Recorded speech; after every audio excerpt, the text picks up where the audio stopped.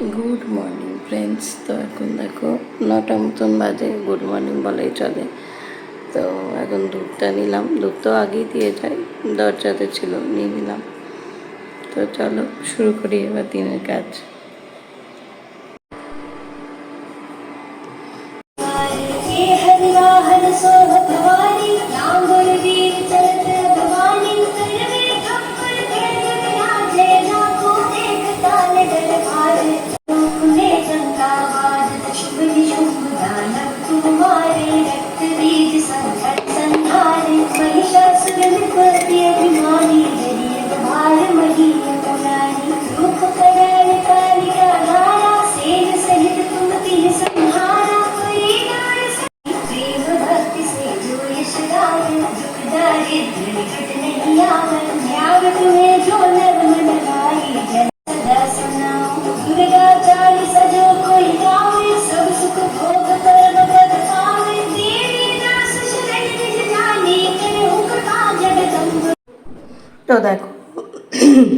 তো দেখো বছরের প্রথম এই টক আম এলো।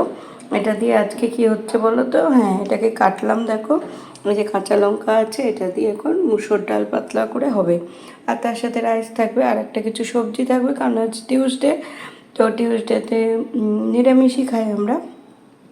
তো চলো দেখি কি সবজি বানাচ্ছি, আগে এইটা বানিয়ে নিই, কারণ এরপর আমার হাজব্যান্ড আবার অফিসও আছে। তো চলো, এখন তো ঘুমাচ্ছে, তো চলো আমি বানিয়ে নিই, তারপর ডেকে তখন খাওয়া দাওয়া হবে। তো চলো, টাটা।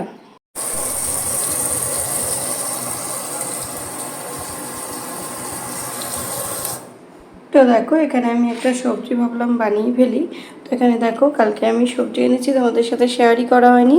এখানে দেখো একটা আমি বানাচ্ছি, আমারই ভার্সন বলতে পারো, একটা মিক্স ভেজ টাইপের। এটাতে আছে কাঁচা কলা, আলু, সব রকম সবজি, কুমড়ো, আলু তো আগেই বললাম। আর কি দিলাম দাঁড়ো, শিম দেবো, শিমটা আনিনি, ওটা কাটা হয়নি, দেবো। ফুলকপি আর দিচ্ছি না।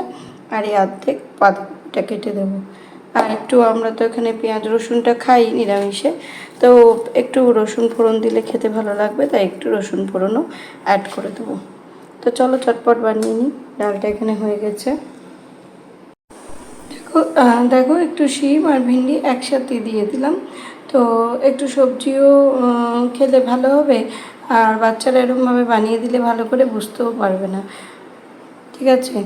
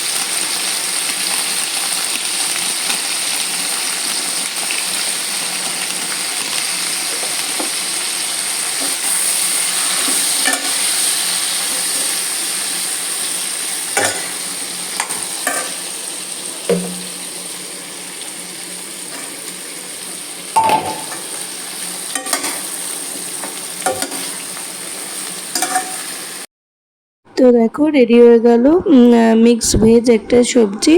তো এটা আমি টিউসডের ব্লগ আপলোড করলাম তোমাদের জন্য। তো তোমাদের ব্লগগুলো কীরকম লাগছে প্লিজ আমাকে কমেন্ট করে জানিও। আর প্লিজ সাপোর্ট মি, আমার চ্যানেলটাকে সাবস্ক্রাইব করো। তো চলো টাটা।